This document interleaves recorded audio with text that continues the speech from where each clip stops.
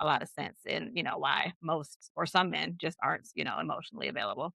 Yeah, and so in growing up for young men, and it stands true even today that we may not articulate it, we may not say that I need a man in my life, but we're always searching for that type of validation and approval, and also a blueprint on how to figure this thing out.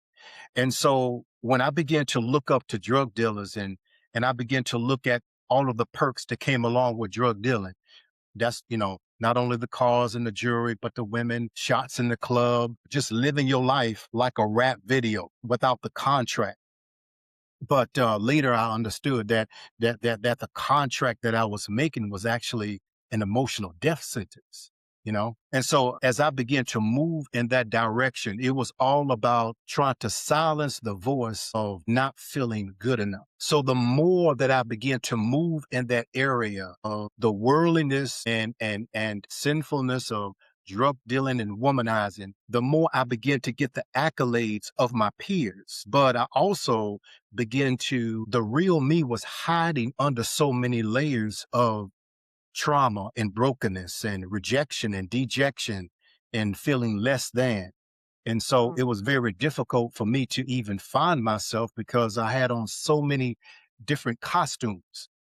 And that particular lifestyle and embracing it led me to now, of course, I was emotionally incarcerated, and psychologically incarcerated and spiritually incarcerated. So that type of lifestyle opened the door for now the physical incarceration. Mm. Oh, thank you for sharing that. Yeah. So we're actually moving, even though it's been well over 20 years, but we're getting ready to now revisit that case again, Mhm. myself and my legal team. But I will say this, that in the midst of selling drugs and in the midst of living this club life, popping bottles and just living this facade, I came in contact with this young lady, and we dated for a period of time. She was actually one of many that I was actually dating during that time. So during this time, and she was a daughter of a police officer, and so we had some choice words with one another, and so she accused me of assault. And so, not that I'm trying to reopen my case as far as right now, but we will definitely we're in the midst of going back and opening that case up again under different types of evidences. So, but it was an eye-opening experience for me because I always have a heart for three people, three types of people in life. That's how I was raised. Number one, the elderly. Number two, children. And number three, women. And so this particular place in life, it was very traumatizing to say the least. And so I had a lot of trauma that I had to work through. See, right now, a lot of people see the finished product, even though I'm not finished. And I'm glad because I don't know anyone on this planet that can vouch for being a finished product Right. because we are still being molded.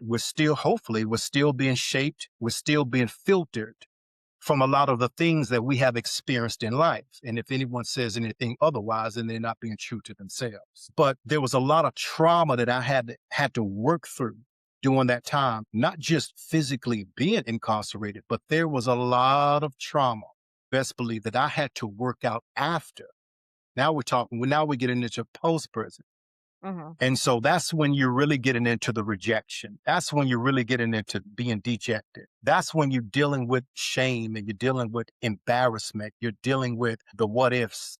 You're dealing with so many aspects of discriminatory practices that are waged against you before you can even get a chance to prove yourself. Someone has already sized you up.